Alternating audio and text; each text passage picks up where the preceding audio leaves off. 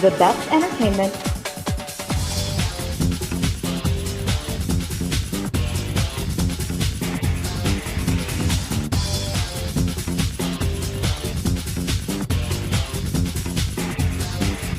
the widest coverage, the fastest speed, only through Asian Network. Call now for huge standalone and bundle savings at Welcome to this week's Shannon's LifeWithStyle. I'm really glad to be joined today by Dr. Paul, and he is also the host for another TV show here on the same platform, RICTV, who's having a show called The Good Samaritan. Yes, The Good Samaritan with Dr. Paul. Oh, tell us more about that show. Well, first things first. Yes, please introduce about yourself. I am so happy to get this invite from you. I heard so much about life with your style. I love that.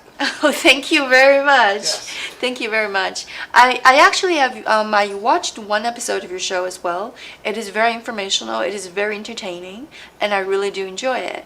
And that's why I'm really honored to have you here today. Likewise, yes. So as you were asking about the Good Samaritan, everybody is a Good Samaritan, especially for those who would have the heart, that value for life, who would want to help out someone, especially for those who are in need of help or first aid or really the emergency services. So can you explain or maybe define about what is Samaritan means in your show or when it comes to your show?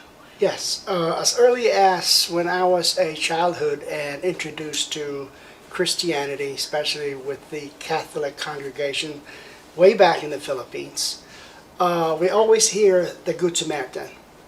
So to really simplify or to even qualify you as a Good Samaritan, you see someone someplace, probably there's no verbiage for 911 or HELP, which is help, but you got to the situation, to the scene, wherein you could provide, as I was saying, first aid, or as far as your skills can go. So to qualify you as a Good Samaritan, yes, do not turn your head around. For someone who is in need, be there.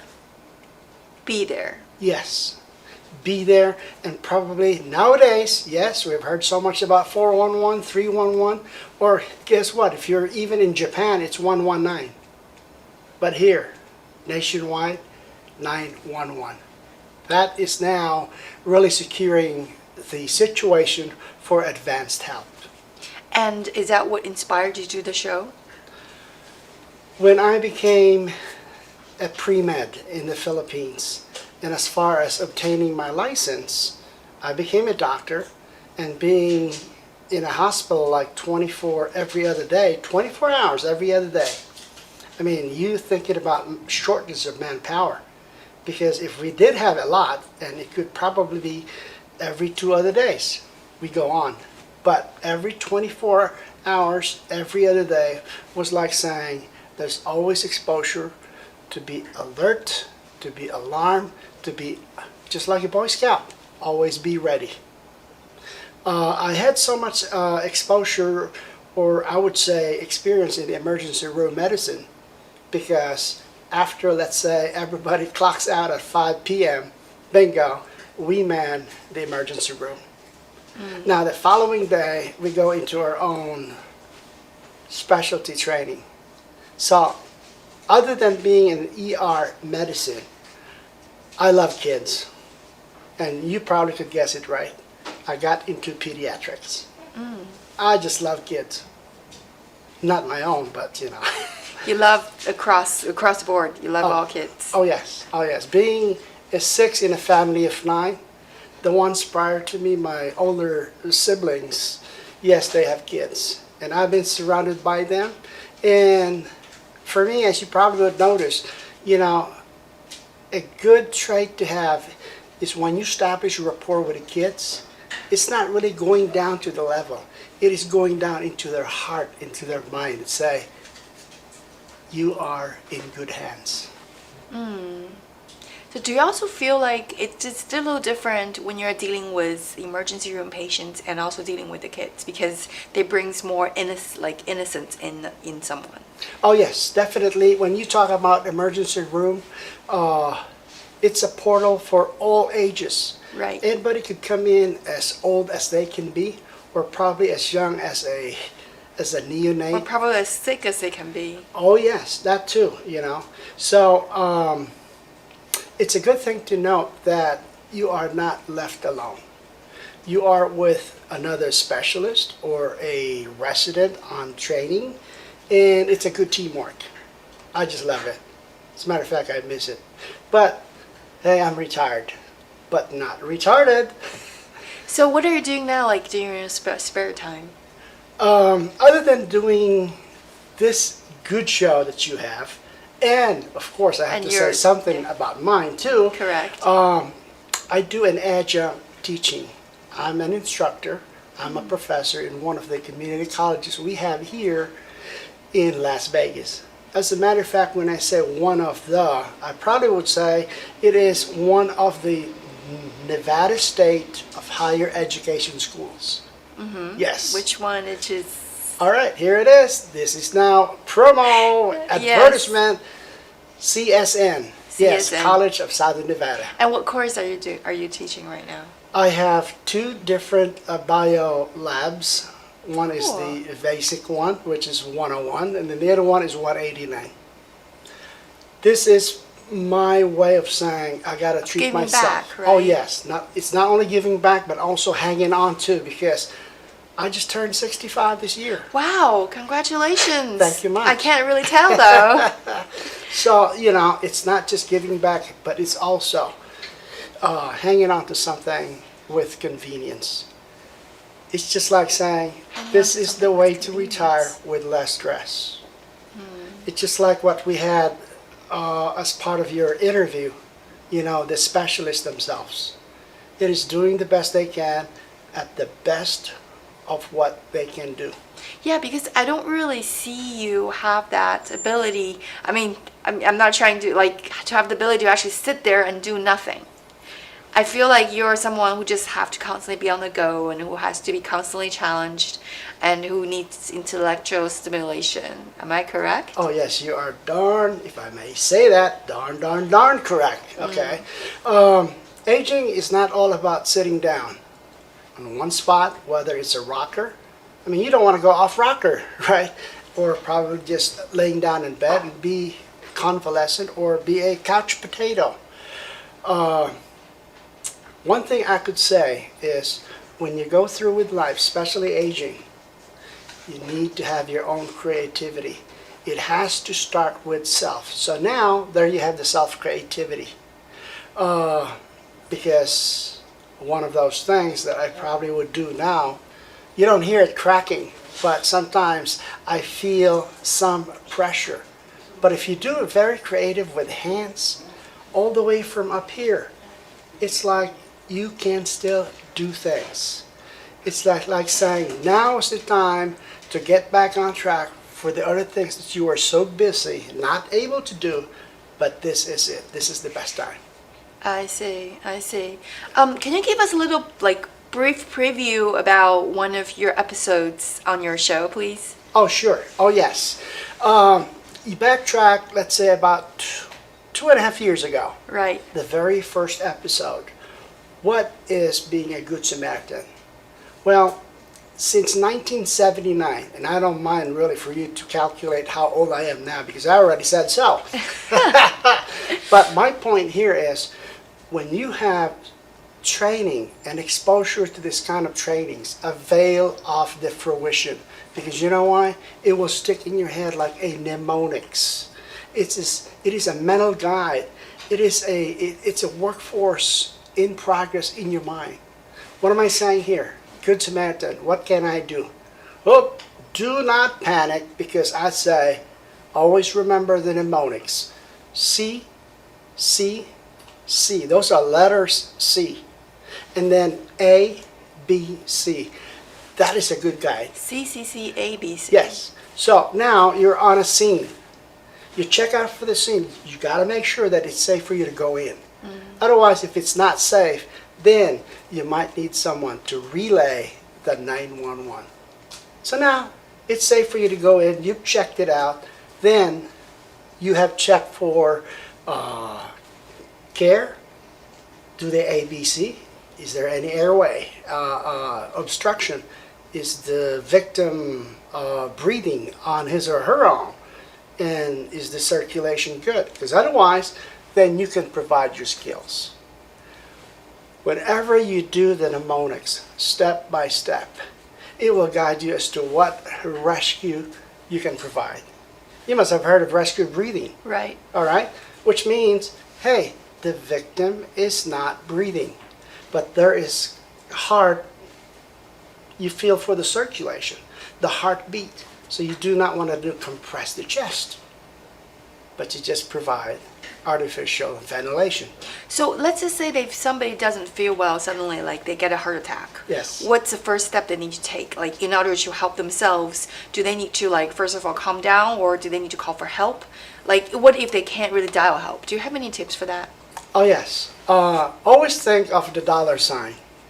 The dollar sign. Yes. Because if you decided to go ahead, dial 911, it could cost you or the victim so much. But way beyond the money or the dollar sign itself, you really would have to have at least a quick and thorough evaluation. Because like I said, if the patient probably or the victim probably would just have some epigastric or tummy ache, and then it could be misconstrued as a heart attack, then it's just a waste of time. Then of course, again, the dollar sign. But then how do you tell if it's a tummy ache or if it's a heart attack? If the victim is conscious, you gotta have that conversation. Okay. It's almost like saying, hey, do not show, do not provide any sign of fear in your face, because you are assuring that that person, like I said, is in good hands with you. So from there, go ahead quickly, ask what happened, what seems to be the problem. So if it's a conscious victim, then there's a good chance, a better chance that you could revive a victim. Now, I'm not saying that the revival rate is so low when you have a victim who is unconscious, but it just gives you more challenge. So communication is still the key here. Communication is the key. Like I said, if the victim is conscious, you're going to ask the person, do you think you need 911? Especially for those who are just a good Samaritan.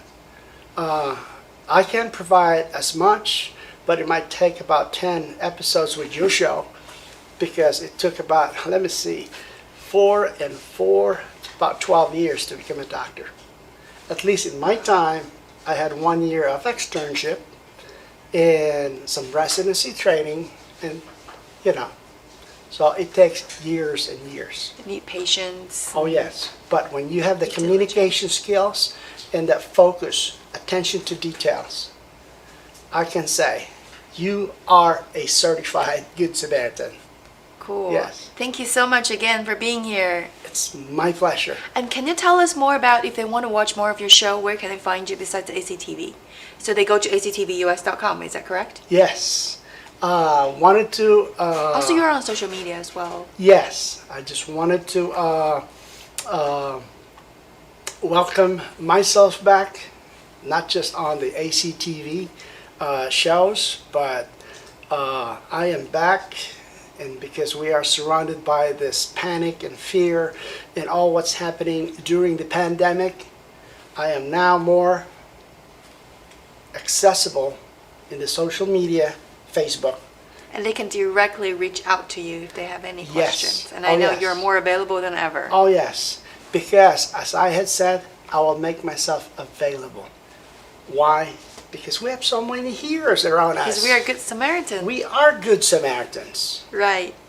So, I God thank bless you. Yes, Thank you so much yes. for being here. My pleasure again. Yes. Thank you for watching this week's Shannon's Life with Style. And don't forget to check out Dr. Paul's show, Good Samaritan, on his social media and as well as on actvrus.com. We are always there 24/7. And I'll see you same time next week.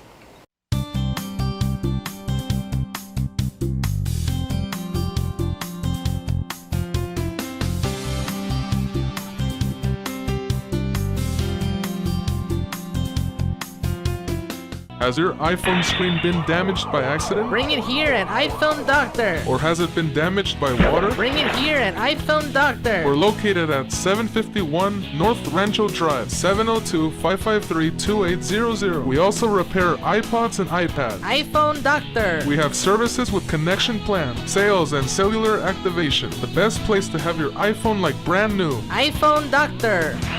702-553-2800. For thousands of years, our ancestors have treated diseases and sicknesses by natural means, using plant and earth materials like herbs and trees. In just 100 years, mankind has developed amazing scientific advancements that allow us to enjoy a better life. However, without proper balance, a poor diet, and lack of exercise, our health can deteriorate. Inflammation in the body becomes our worst enemy when it comes to maintaining a healthy lifestyle. So how do we prevent our health from declining? Natural medicine. A trusted name in the field of natural medicine is Herbax. For over 20 years, Herbax has been producing and distributing natural supplements. Herbax has developed unique patented formulas, duly FDA registered, that achieve optimal health results and help our body regenerate back to its normal functions. We invite you to look at Herbax to adopt new, healthier habits and live a natural lifestyle. Go to herbaxusa.com now.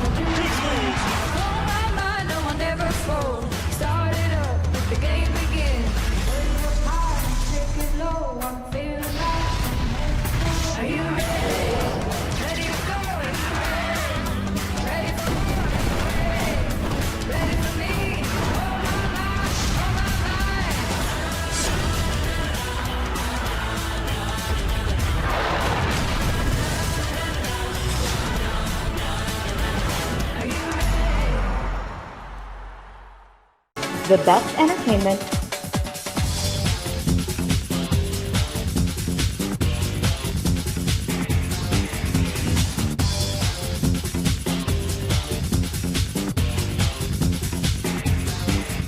the widest coverage, the fastest speed, only through Asian Network. Call now for huge standalone and bundle savings at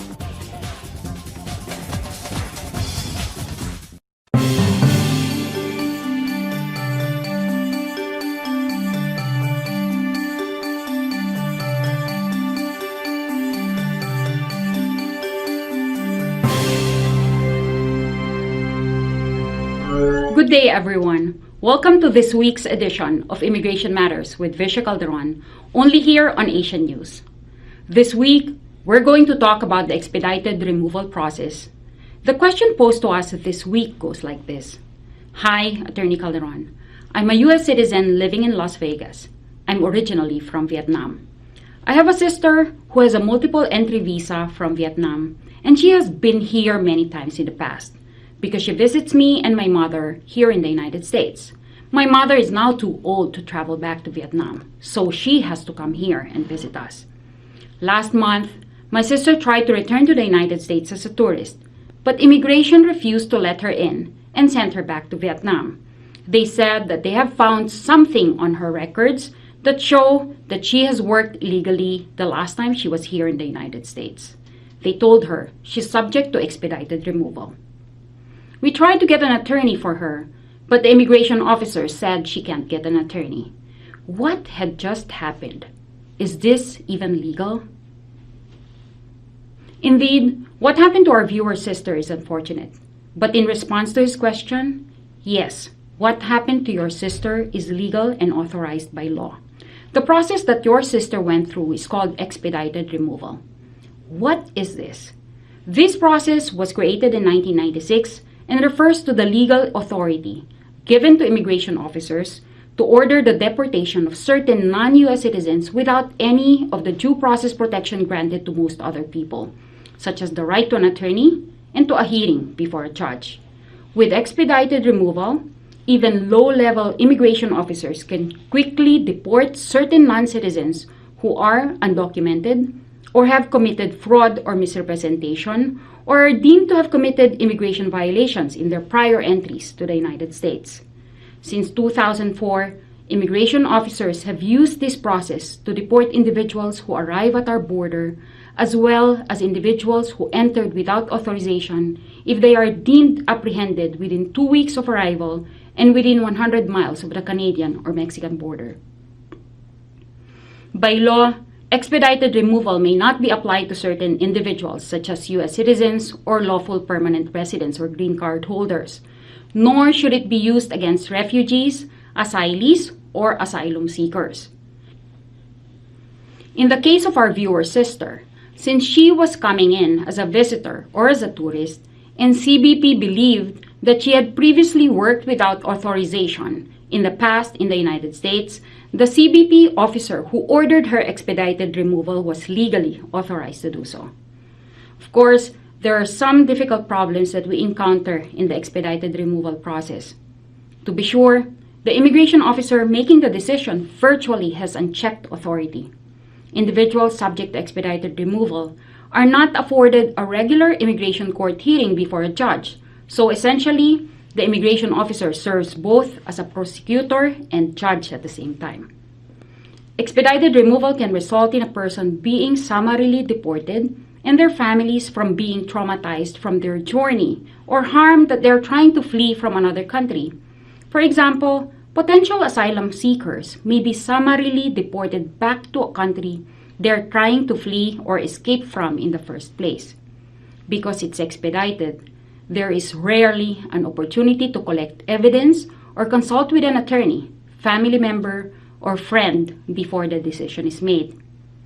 Generally, this entire process consists just of an interview with the inspecting officer, so there's little or no opportunity to consult with an attorney or to gather any evidence that might prevent deportation. Of course, a truncated process means there's also a greater chance that persons are being erroneously deported from the United States. Individuals who otherwise might qualify for deportation relief if they could find themselves before an immigration court are unjustly deprived of any opportunity to defend themselves. Unfortunately, since its creation in 1996, the summary removal or expedited removal process had been used substantially to deport people from the United States. Based on the fiscal year 2013, which is the most recent data on expedited removals, 44% of all removals from the United States were done through expedited removal. With the President's January 25, 2017 executive order directing the Department of Homeland Security to dramatically expand the use of expedited removal, we expect this to be used even more. Such a dramatic expansion might unfortunately result in thousands more of cases like our viewer's sister, that is, deportations in a summary manner. Overturning an expedited removal order or trying to re-enter after an expedited removal can be a very long, drawn-out, expensive, and difficult process. In the meantime, in the case of our viewer's sister, who was ordered removed, she will have to endure lengthy separation from her mom and other relatives in the United States. This is why it's always important, especially for holders of non-immigrant visas, to take care of your status.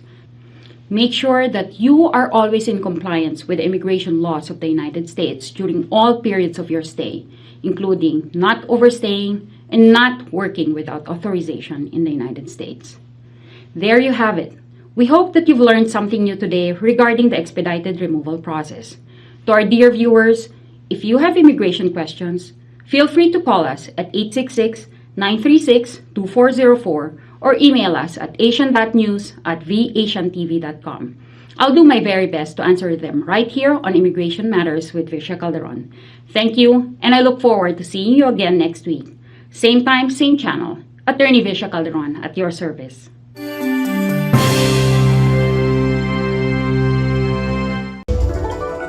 ACTV is proud to be associated with Asian Network. Call now for huge standalone and bundle savings at the best entertainment,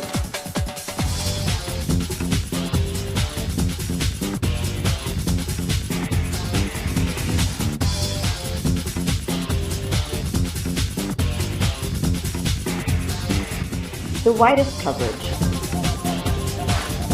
the fastest speeds, only through Asian Network. Call now for huge standalone and bundle savings at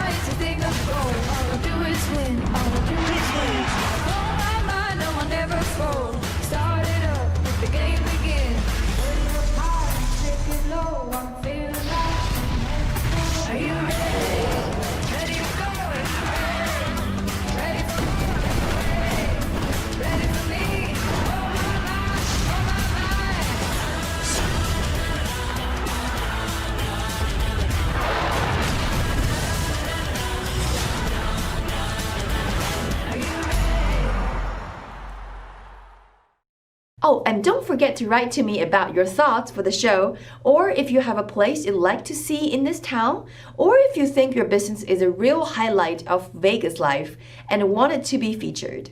And again, don't forget, we will always do a lucky draw among the New Yorkers and send out a different surprise each week with no strings attached.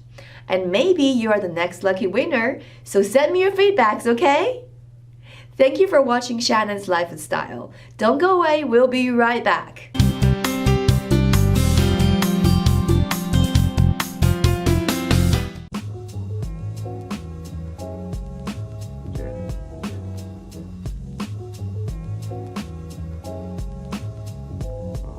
Has your iPhone screen been damaged by accident? Bring it here at iPhone Doctor. Or has it been damaged by water? Bring it here at iPhone Doctor. We're located at 751 North Rancho Drive, 702-553-2800. We also repair iPods and iPads. iPhone Doctor. We have services with connection plan, sales, and cellular activation. The best place to have your iPhone like brand new. iPhone Doctor.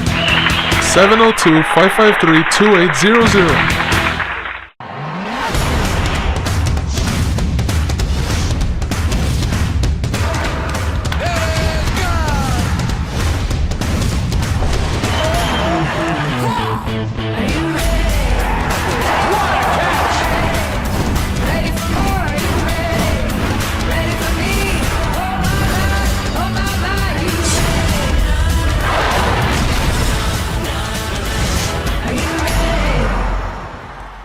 This has been a presentation of VATV.